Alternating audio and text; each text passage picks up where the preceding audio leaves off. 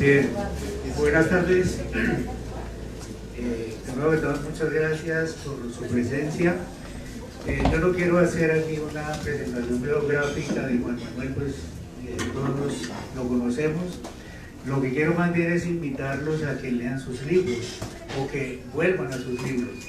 Es decir, yo por ejemplo estos días estuve mirando de nuevo un libro que me encanta de Juan Manuel que se llama Ciudadano de la Noche, y es un libro escrito como en el año, o publicado como en el año 89, y hay un poema de ese libro que siempre recuerdo que se llama César Vallejo invita a una cena, y otros libros y otros poemas que tienen ese libro que me parecen encantadores. Pero yo los invito a eso, a que volvamos a los libros de Juan Manuel. Bien, la idea es que yo voy a leer una reflexión, una lectura que hice de Manténgase lejos de los tibios, y luego Juan Manuel hará una lectura de algunos textos del libro. Al final haré alguna pregunta y luego vienen las preguntas del público. Entonces comienzo. Este texto lo titulé El tiempo es anarquista. Lo que más refresca de este libro collage es el acento libertario en las sinuosidades de la existencia, golpeando con fuerza la sutileza de los estados mediante organismos, llámense clero, ejército, educación, encargados de inyectar la anestesia necesaria que imposibilite el despertar de los espíritus. Los textos aquí reunidos incomodan el espíritu normativo. Los cuentos, ensayos, poemas, antologías invitan a mirar desde el en vez del catalejo la esperanza del hombre del más allá. Por eso los ensayos sobre el ocio, la desobediencia civil y otros es una crítica al trabajo alienado, mecanizado, por el trabajo desinteresado y libre. La burla al tiempo del reloj, dice Juan en un poema. Un niño se zafa de la mano de su padre, entra por la puerta giratoria de un hotel y tras el giro, al volver a la calle, es un anciano. O el murmullo de acordes de lo mejor de los gringos, su música. Discurre la muerte de Sacco y Vanzetti, y de allí desciende la mirada de un Cristo libertario como el que soñaba Guay. Dicen los estudiosos del anarquismo que en los últimos años ha recobrado un renovado interés, pero en mi modesta opinión tiene sus altas y sus bajas, por cuanto el anarquismo en su cuerpo teórico no mantuvo sus ideas en tratados sistemáticos. Es un pensamiento fragmentario que posibilita el cohábito de diferentes tendencias que pone en situación a los gobiernos, pero su mira quizás utópica es la desaparición de los estados.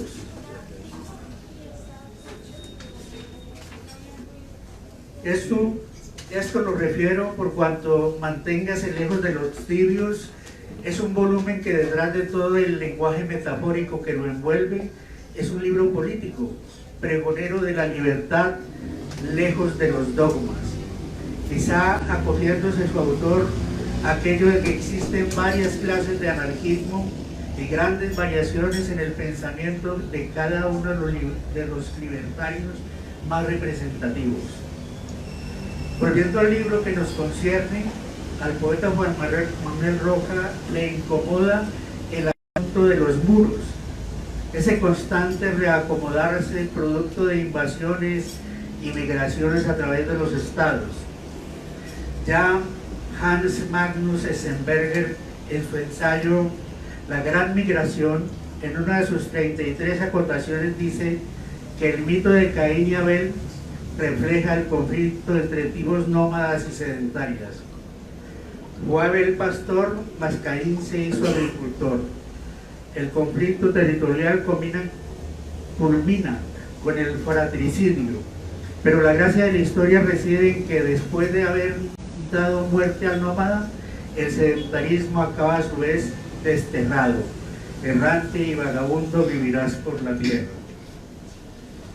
Y mira qué coincidencia, referenciando este libro del poeta Enzensberger, recuerdo la lectura del mismo autor, su novela collage, El corto verano de la anarquía, un homenaje que le hace el poeta alemán al anarquista español Buenaventura Durruti. En suelo italiano, en su errancia ácrata, el poeta Roca se encuentra con el dramaturgo Dario Fo, creador de la muerte accidental de un anarquista, y conversa con él teatralmente ante la furia de la Santa Sede por premiar un impío. Los poetas hablan en este libro como lo exige la tradición, desde Homero para la cultura occidental y los taoístas para la cultura oriental. La poesía es insumisa, dejando a la vera del camino versificadores anodinos. Por eso la antología El Anarco y la Lira, en alguna reseña decía: para los lectores colombianos de poesía, una compilación de esta naturaleza no deja de causar inquietud, por dos razones fundamentales. En Colombia, el anarquismo pasó sin dejar rastro, por tanto Colombia no tuvo la fortuna de ser parte de esas cofradías que pisaron tierras americanas en la primera mitad del siglo pasado, creando sindicatos anarquistas, comunas, cooperativas, expediciones que bordeaban la utopía. Esa mudanza le dio tal vigor que sigue tan vivo como antes, porque nació sin ataduras, pánicos, partidos, doctrinas. Por tanto, las ideas libertarias no encontraron el ambiente propicio y siguieron hacia el sur sin dejar rastro, y como resultado nos quedaron dogmas y sotanas, tanto de derecha como de izquierda. Los ajusticiamientos son un claro ejemplo de ello. Por tanto, los anarquistas en Colombia, entendiendo que en cualquier lugar del mundo siempre habrá un anarquista, en esos aparentes debates de las capillas estalinistas, maoístas, trotskistas, corrían el riesgo de ser ajusticiados y acabar hasta el último reducto que desprestigiaran los líderes mesiánicos.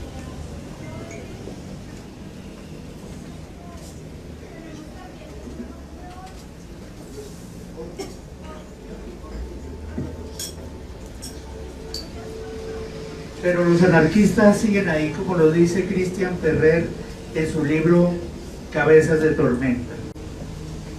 De no haber existido anarquistas, nuestra imaginación política sería más escuálida y más miserable aún. Aunque se filtre únicamente a cuentagotas, la idea sigue siendo un buen antídoto contra las justificaciones y los crímenes de los poderosos. Por tanto, siguen siendo subterráneos como la poesía y otras formas de libertad. El mismo vocablo, como lo sugiere el compilador en algunas de sus reflexiones de esa relación paralela entre poesía y anarquía, ambos vocablos, cuando los pronuncia cierto sector, llamémoslo kitsch, tienden a deformarlo deliberadamente. Ya lo advierte el poeta Juan Manuel Roca. Dice Roca: ninguna palabra más vejada que la palabra anarquía, una divisa que ha cobijado a un largo cortejo de creadores insumisos y de teóricos libres de servidumbres. Es difícil encontrar tanto amor por el otro como en el santoral anarquista, esa legión de hombres y mujeres que tanto han enriquecido la izquierda del mundo. Al final de la lectura del presente libro, siempre queda un vacío, el saber que, a pesar que un nuevo fantasma recorre el mundo, el fantasma del anarquismo, en Colombia aún impera la sotana y el zurriago. Lo prueba este libro, por el que no pasa ninguna voz colombiana libertaria. Gracias.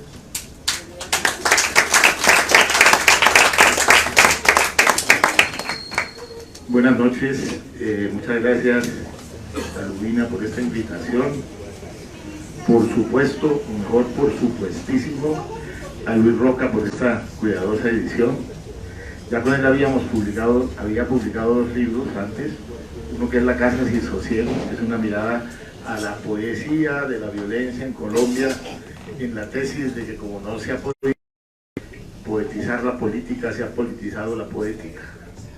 Y otro libro que se llama Boca que busca la boca, que es una antología de poesía erótica y neurótica también. Yo voy a leer, este es un libro, como dice Celedonio, un libro collage, es decir, es un libro que intenta en lo posible transgredir géneros, por eso hay ensayos, viñetas literarias, reflexiones casi aforísticas, poemas, cuentos, etc. Entonces voy a dar una muestra más o menos de algunos textos que atañen a cada una de estas formas de expresión escrita, literaria, y empezaré con un pequeño prólogo que hice, que más o menos es como una bitácora un tanto pedregosa, como es todo el libro, acerca de por qué mantenerse fuera del alcance de los tibios.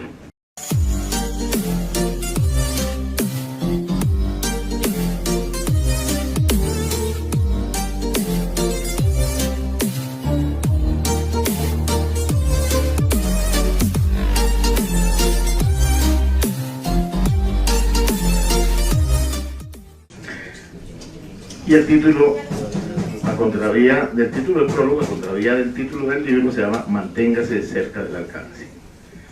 1. Manténgase este libro sin grandes pretensiones cerca del hombre insatisfecho, disfuncional con la realidad, cerca del que no le gusta marchar al son que le toquen, porque de él y sus congéneres será el territorio libre y solidario de los desobedientes. 2. Puede dejarse cerca de prisiones y aulas de clase, de cuarteles y conventos, porque son de buena salud los apóstrofes que invalidan a los necios constructores de muros cardinales. 3. Póngase al alcance de los infantes, ellos acostumbrados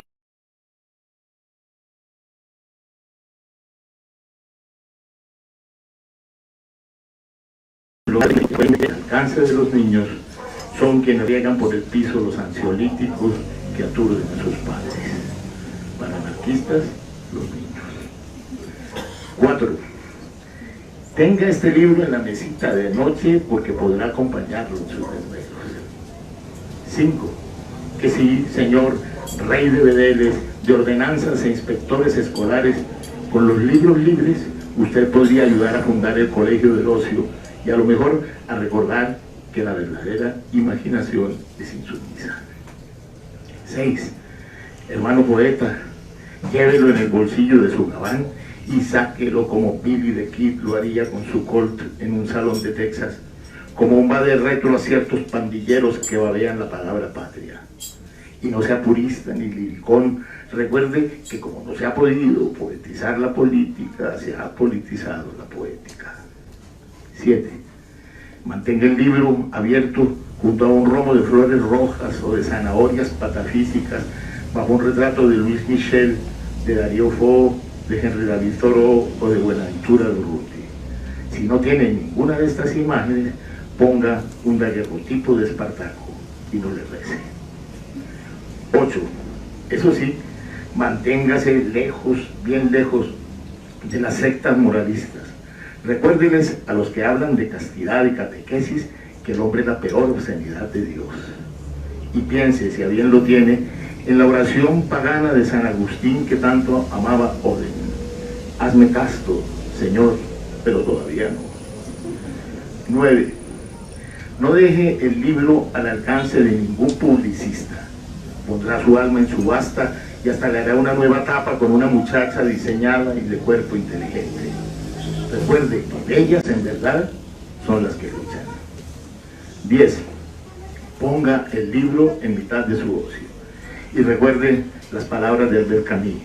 La libertad insulta el trabajo y lo separa de la cultura cuando tal libertad está hecha esencialmente de privilegios y sobre todo de deberes. 11. Sin mucho proselitismo ni mucha catequesis, y no lo afirmo acerca de este pequeño libro, sino de todo aquel que esté escrito sin servidumbres, algo de lo que está habitada una pequeña biblioteca anarquista, sin mucho alarde ni paternalismo programático, puede dejar abiertas estas alcances de su prójimo. Nota. Estos textos, poemas, cuentos, ensayos, viñetas literarias y notas provienen de diferentes libros, pero no pocos son o dejan de serlo ahora inéditos. Aclarando que hay libros publicados que sin embargo siguen siendo inéditos si nadie los lee. Acudamos entonces a Petrarca. Tengo una enorme cantidad de libros. ¿De qué sirve si no caben en la mente? Pues bien, ojalá le haga este libraco un pequeño campo en la suya. Este poema se llama La estatua de bronce. Me gusta contar un poquito las cabeceras o los orígenes de un poema, pero en este caso lo voy a hacer. Resulta que en un periódico de mi región de Antioquia, en un periódico de provincia, un periódico de Tierra Caliente,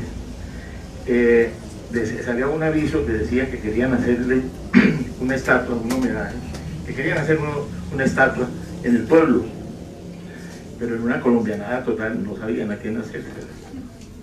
Y entonces estaban recogiendo medallones, metales para fundirla. Y entonces, por esos días, a un ilustre caballista de la nación lo habían declarado el colombiano, ¿cómo? El gran colombiano. Por ahí va la cosa. La estatua de bronce. Primero haremos, si el cabildo de la ciudad lo permite, el caballo. Un alazán en bronce con sus patas delanteras levantadas como ejemplo para cruzar obstáculos de abismo. Luego fundiremos el hombre, pues un caballo sin jinete no es digno de una plaza y ni siquiera puede llamarse una abstracción. Que todo el burgo aporte llaves, aldabones, candelabros, monedas, candados, espuelas, medallas y cubiertos para fundir el hombre a su caballo. Después discutiremos el lugar para la estatua y la forma de su pedestal.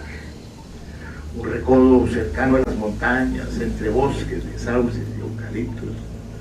No estaría mal construir en el sitio elegido un pequeño parque que permita a las mucamas citarse con sus novios al pie de la escultura.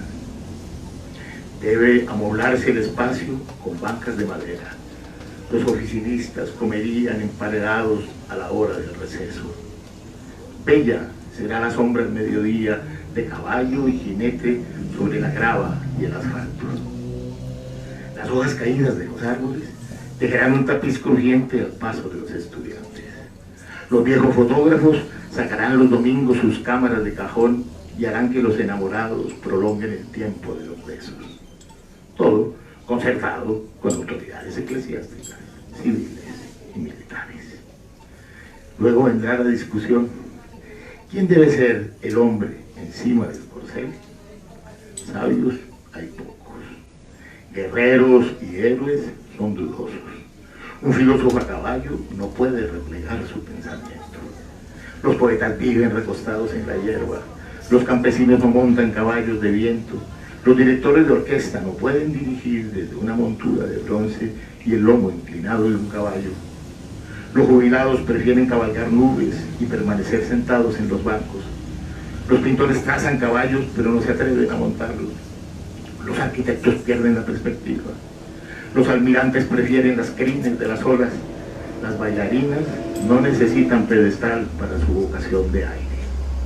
Los astrólogos son una franca minoría. ¿Quién debería ser el jinete de bronce sobre el imponente y brioso caballo de bronce? Deberá ser alguien que muchos ciudadanos admiren. Un hombre que sea su propio mentor, que haya luchado a brazo partido por su gloria y su fortuna. Ya está, erijamos una estatua al asesino.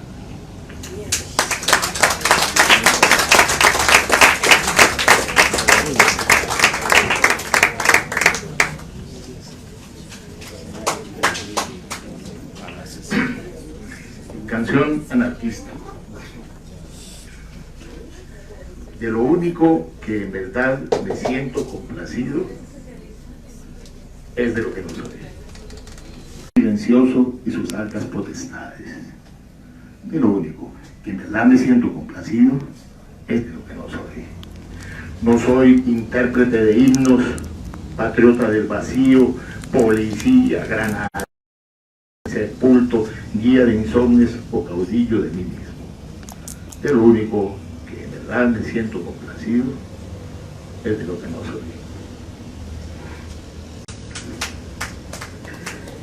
Paisaje de los héroes abolidos, tiene un epígrafe de Alain Jolet, de un libro que se llama Golpe de Gracia. El epígrafe dice: los trabajadores transportan estatuas de bronce al basurero de la historia. La historia, como las brujas, ama antes que nada las escobas. A cada tanto se dedica a barrer la estatuaria de héroes marchitos y efigies necrosadas, hombres que soñaban con la gran gloria y trazaban fronteras con su espada. Por ejemplo, el caudillo de todos los necios, el payaso siniestro al que enviaron al silencio los partisanos de Italia. Convertidos en raídos transeúntes de la historia, entre cascos rotos y radiadores oxidados, quedan restos de figuras de metal esculpidas en países esfumados sin remedio. Los héroes abolidos que batallaron en las guerras del olvido llegan en carromatos a un paisaje sombrío. Hablaban de la patria como de sí mismos, ahora van destinados al salón de la infamia. Los historiadores los mencionan entre dientes como quien habla de la guillotina en casa de Robespierre. Al cementerio de la historia llega una gavilla de anticuarios. Se inicia la subasta de espejismos.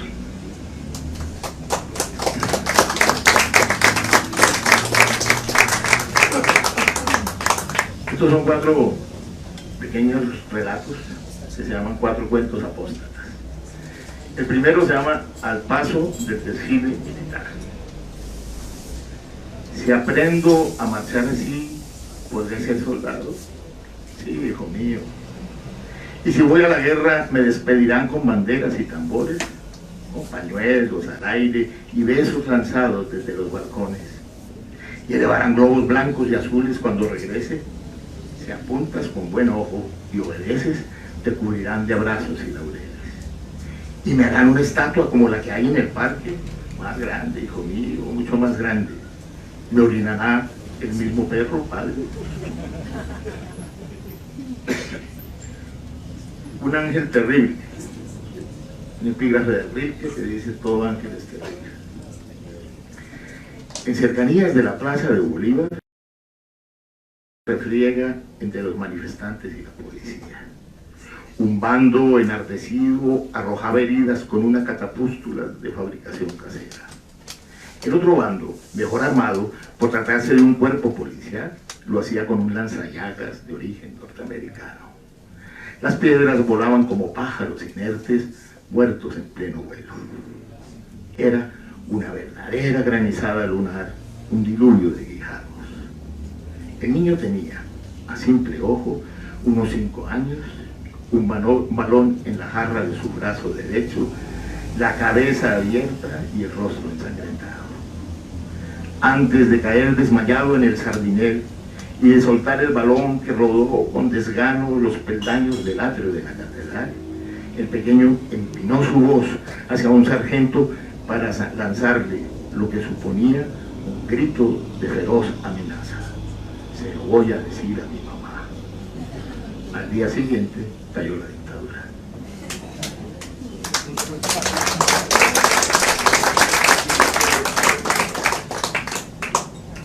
Un fantasma tragalenguas. El fantasma entró derechito a una vieja librería de Londres, un tanto irreconocible para su gusto, ya sin usinas ni chimeneas, sin velas de cebo ni luces de cantina. Abrió un cuaderno rojo con un grabado en la tapa que entrelazaba una hoz y un martillo. Cuando leyó el viejo acerto, un fantasma recorre el mundo, recordó el porqué de su fatiga. Tras abandonar los rumbos familiares de comerciantes, aunque no su condición de empresario, se había vuelto un fantasma proletario.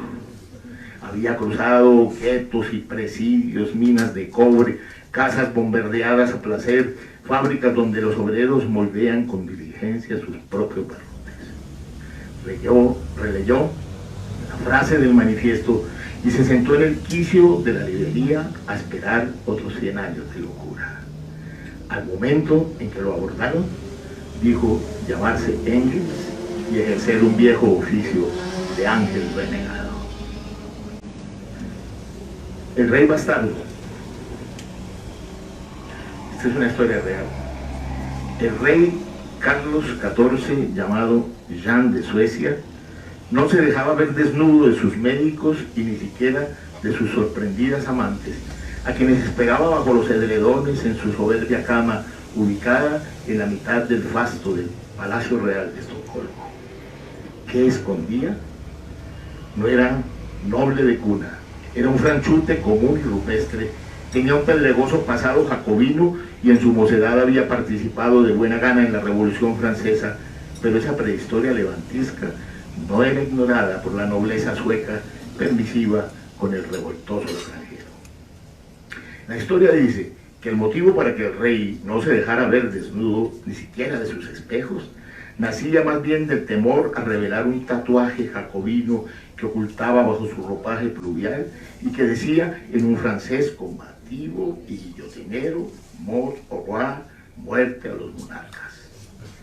Alguien aún más pérfido y aristocrático afirmaba que el tatuaje estaba escrito con mala ortografía, que es como llevar en el cuerpo para siempre una errata peor que una mala consistencia.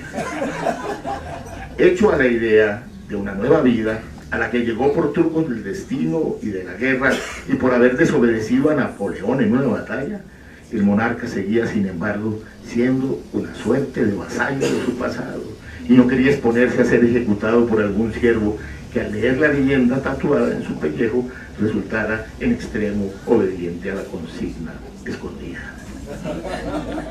Y que entonces, sin desgano, ejerciera su cuchillo. Jean de Suecia parecía compartir la idea del satírico Horacio en su poética, su fatigada expresión coram populo, que es la idea pérfida de que no se deben mostrar al pueblo ciertos asuntos.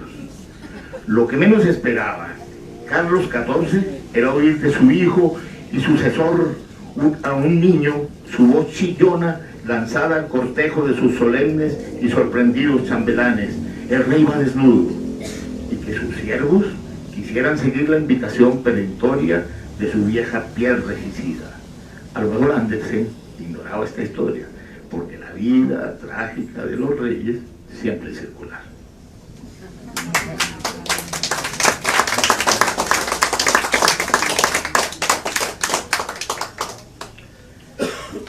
Al pobre diablo.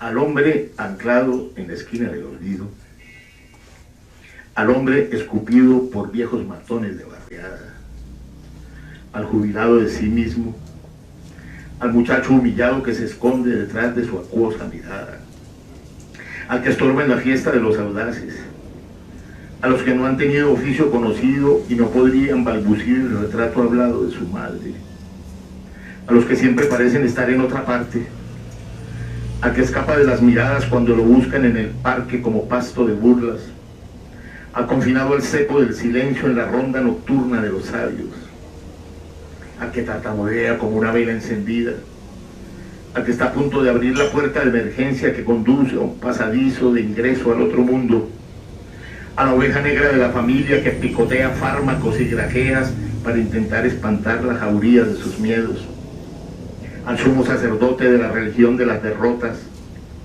a los despreciados por sus espejos, al que prefiere ser prófugo de su cuerpo antes que su propio carcelero, a los que ignoran qué responder cuando preguntan quién anda por ahí, al que le daban duro con un palo y duro también con una soga, al que cambiaría el becerro de oro por una charla con parias y tenderos, al aturdido, al turulato, al pestífero que pregunta en qué lugar queda la vida, al incierto cuya sombra cojea más que su cuerpo, a los que han sido más pateados que el balón de una escuela, al sospechoso de todas las aduanas por su morral lleno de vacío, a que no logra ser jinete de sí mismo, a los que ejercen el papel de niños clandestinos y solo juegan cuando no los obligan a mendigar, al hereje hecho a imagen de nadie, a los abucheados por la multitud en un país de dioses abolidos, a los que desafinan en el coro, al que suena como el platillo de una batería que cae en el silencio de un velorio,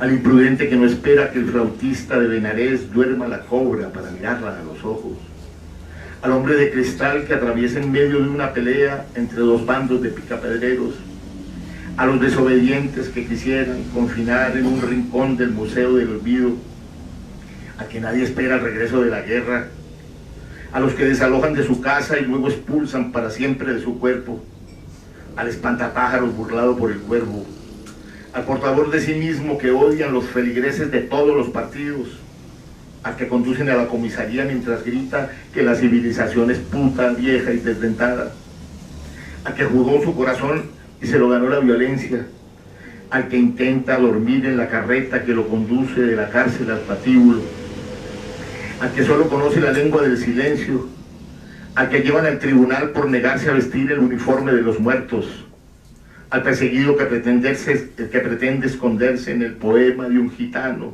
y al gitano que pretende esconderse tras la sombra de un violín, al impulsado a la plaza del escarnio, al asediado por la jauría de salieris de parroquia que le ladran a su sombra, al calumniado por los sacristanes de la envidia que lo maldicen en la lengua de los muertos, a los que no extienden su sombrero para pedir migajas de milagro, a los que están en la mira de los hacedores de villanos en los diarios y en las redes policiales, al objetor que pone pies en polvorosa cuando lo llaman a cerrar filas en el escuadrón de los operarios de la muerte, al que devela la miseria que ocultan los himnos, a los hombres acosados que sospechan que todas las ventanas del mundo están a punto de saltar al vacío, a los desplazados y sus muros de aire, al boxeador que cae a la lona sacudido por un gancho de derecha, a los locos del pueblo que cruzan enfundados en una capa de harapos como reyes miserables,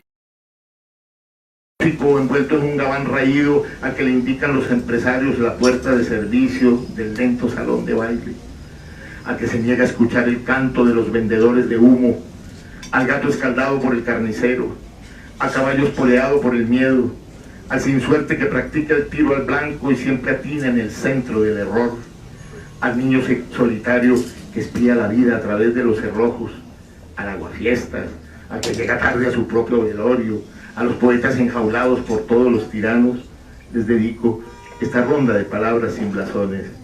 Algo de ellos convive sin remedio en mi pellejo.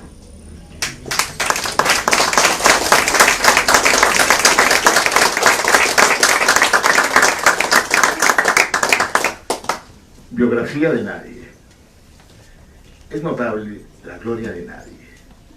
No tuvo antepasados bajo el sol, bajo la lluvia, no tiene raigambre en Oriente ni Occidente, ni hijo de nadie, ni nieto de nadie, ni padre de nadie, pequeño cónsul del olvido.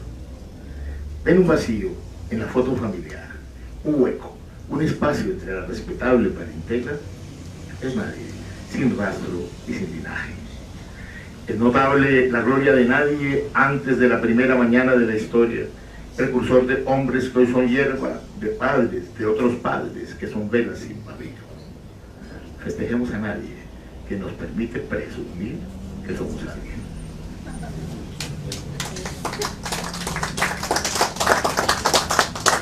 Bueno, creo que me estoy sobreactuando a leer dos cositas más.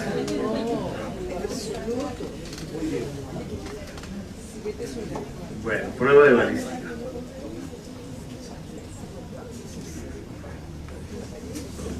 Prueba de balística.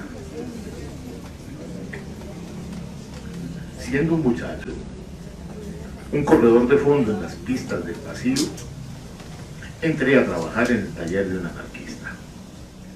El viejo maestro estaba decidido a fundir toda clase de estatuas para convertirlas en balas que llenaran la mañana de un olor a café fresco, a pan con municiones. Decía que la estatua de Pío XII haría buen pertrecho para dispararle al Vaticano, solo para echar a volar sotanas como negros pajarracos. Contaba que cuando Rimbaud supo que le iban a levantar una estatua, dijo que aceptaría si una vez esculpida le permitían hacer balas con su efigie de bronce para asediar a los franceses. En lengua franca, añadía el maestro, el poeta nos legó su horror a la gloria y más aún su horror a la patria. Me convenció de la nobleza de apuntar al Pentágono con la estatua de Lincoln convertida en cañón o con proyectada de George Washington. Ser de la mía como el niño que juega a la Armada Imperial en su bañera. Borraremos los maniquíes de una estatuaria hueca como el busto perástico del duce, embaucadora como el caballo de Troya. La estatua de Gutenberg habría que fundirla en las imprentas clandestinas de la noche. La de Stalin fue vaciada con una materia ideal para fabricar y repartir llaves y ganzúas entre los poetas irredentos que enjaulaban. Y la de Bakunin, maestro, le pregunté. Bakunin no tiene estatua, no se esculpen los vientos.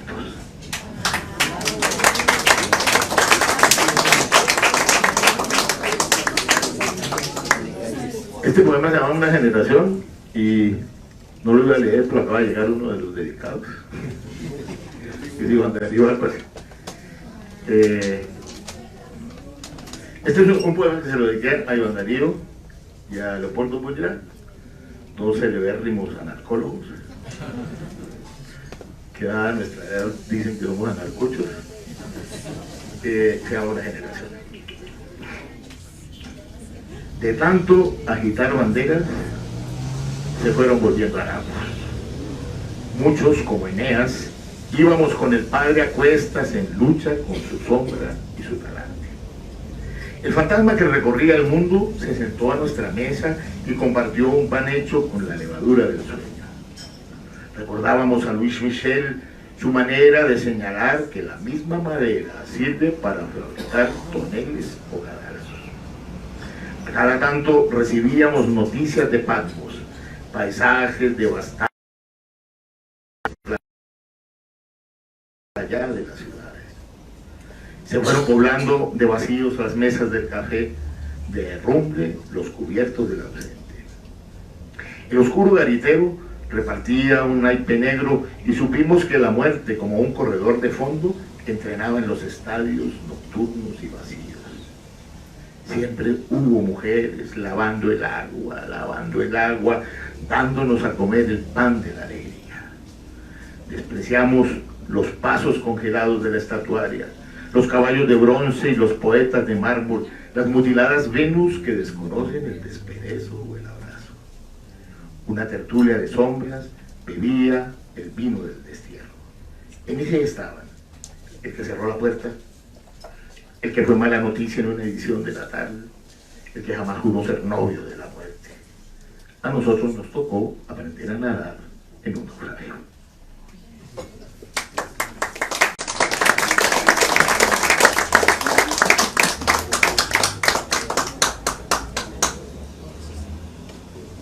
Bueno, dos textos más. Uno es un poema y otro también, no, el otro es un poema de prosa.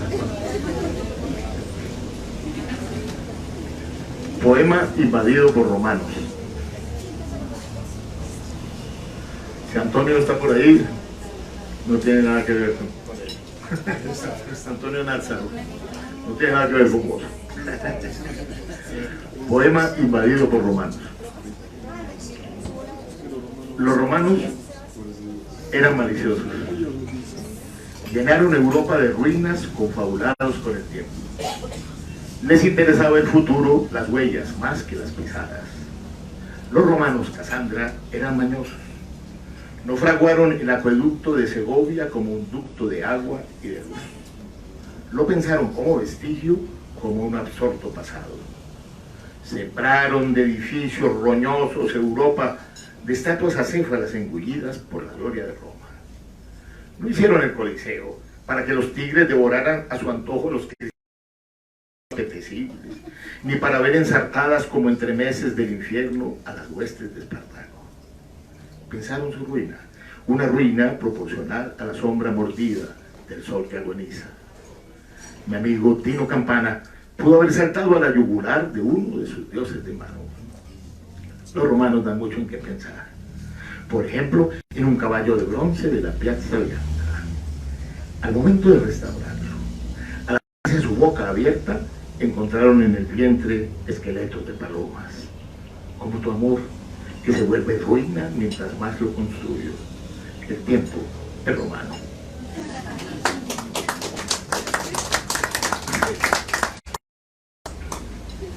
De bestias y poesía. Ahora que hemos visto lo que hemos visto, el Apocalipsis en Technicolor en la televisión, esas imágenes tan terribles de ese koala incendiado y esos animalitos en Australia, creo que viene a cuento este texto que se llama De bestias y poesía. Desde niños quisimos cazar tigres en las selvas de Emilio Salgari y ballenas blancas en los mares de Herman Melville. Fue bochornoso probar frutas en el mercado para tentar al ruiseñor de Keats, que siguió sin cantar en nuestra rama. Los pulpos de Lautremont hicieron su ballet de ausencias. El pájaro pintado a la manera de Prever pocas veces se posó en nuestra ventana. Nos cansamos de leer las horas en los ojos de los gatos chinos de Baudelaire. Al trote fuimos en el burro de Vallejo, de su burro peruano en el Perú. Sufrimos del albatros la lacerada angelidad de los poetas, pero el tigre de Blake brilló en la selva del poema. Fuimos a una cena en la mansión de los murciélagos del Popol Vuh.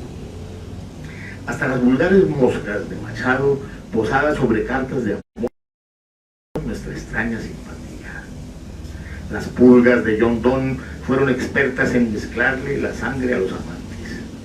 Hubo abejas que libaban en versos de Valéry más que los nardos. Los cocuyos de Tablada fueron la lámpara de los caminos. Las anguilas de Montale nadaron sin descanso de las aguas del Báltico a nuestras playas de lino. Celebramos los sapos de Whitman que coronan la obra de Dios, los córvidos de Poe, los caballos griegos que rumian hojas de laurel. Todo fue emblemático y celebratorio. Ofidios, equinos, batracios y felonias. Pero el tigre no tuvo paz en la selva de nuestro apetito, ni la ballena pudo viajar al sur sin ser abarponeada, ni sufrimos el espanto del pulpo bajo las explosiones. El gato chino detuvo el reloj de sus ojos por 7ª vez. El burro peruano rodó desde un risco de los Andes. Los sapos dejarán de croar de amor cuando acabemos de secar todos los lagos. Y el tigre se cansó de saltar de la palabra rama a la palabra ciervo. Y es mejor no hablar de las relaciones insectuosas de Kafka, que tenía algo de entomólogo con Gregorio Samsa. Aún así, seguimos festejando los falsos poderes emblemáticos que les endilgamos a los animales. Pero la verdad, ninguna bestia celebra que le ampliemos y nos ampliemos cada noche el reloj de arena del desierto.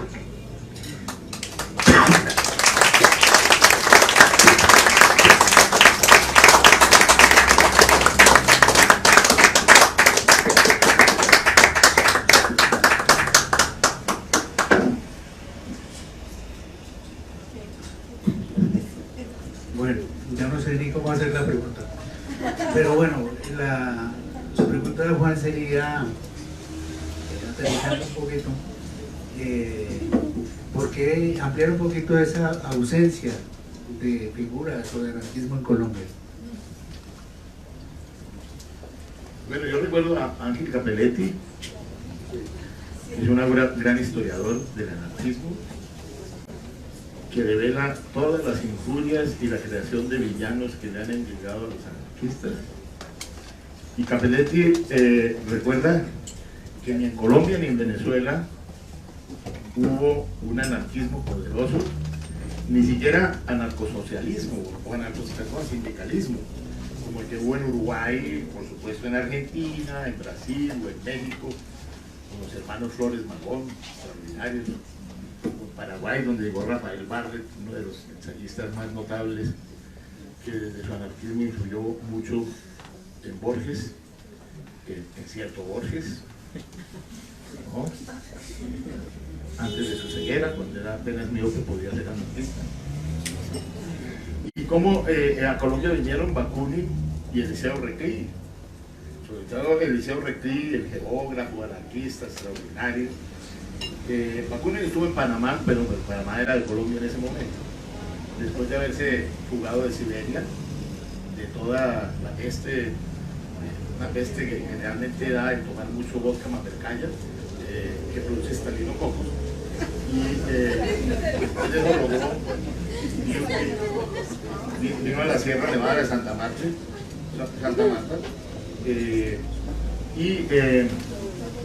hubo un momento que hubo un cierto socialismo utópico de parte de los artesanos acá.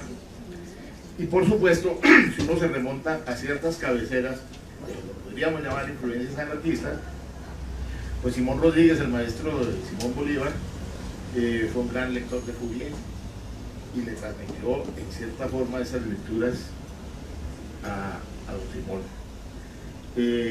Manuel Murillo Toro, que ahora para nosotros es un edificio, feo con entusiasmo, citaba constantemente a Proudhon. O sea que sí había unas ciertas cabeceras que inclusive presumo que digamos en los intersticios del pensamiento de uno de los fundadores del Partido Comunista, el más brillante de todos, Luis Tejada, yo encuentro que en Luis Tejada hay un remanente de ideas que son mucho más anarquistas que comunistas. Pero eso entraría digamos en discusión. Por supuesto hubo más anarquismo en Argentina, en Uruguay, en Brasil, un movimiento muy poderoso, y por ejemplo en México, porque inclusive Benito Juárez leía la filosofía de la miseria de Proudhon. En fin, si hay unos vestigios. La causa yo no sabría exactamente, pero presupongo de que aquí no hubiera habido anarquismo, es que aquí no hubo inmigración. Es decir, la inmigración que llegó a Argentina, sobre todo fundamentalmente de los italianos y bueno, de muchos anarquistas, acá no pasó. En México también la presencia de los anarquistas españoles, de tantos tan singulares y tan extraordinarios. Aquí no. Entonces ha sido un partido conservador en todos sus partidos, en todos, no se escapa ninguno. Conservadurismo, ortodoxia, catoliquerismo, sotana y nada más.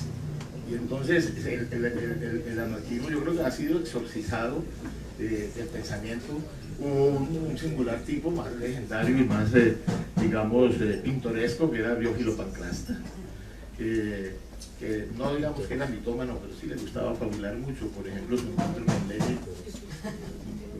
como difícil de creer, pero tenía el espíritu, y ya eso significa algo. Cierto Vargas Vila, antes de que afrentara el patíbulo, como dice Borges, realmente hay un remanente del pensamiento anarquista. Pero fuera de eso, hay, por fuera de los cánones, de una cosa programática, pues hay espíritus muy anarquistas en muchos sectores. Uno puede encontrar sin que haga profesión de fe anarquista. Eso lo hago mucho en un libro que también se llama El Anarco y la Liga, un guiño burlesco a don Octavio, en donde hay pensamientos, poemas de grandes poetas que dijeron que eran anarquistas, pero el espíritu de los poetas no son. García Lorca decía que todo buen poeta es anarquista, decía García Lorca, yo le creo. Es más, y lo difícil precisamente de eso, que no haya germinado tanto en Colombia, es que la utopía en un país distópico por naturaleza, pues como que no tiene cabida.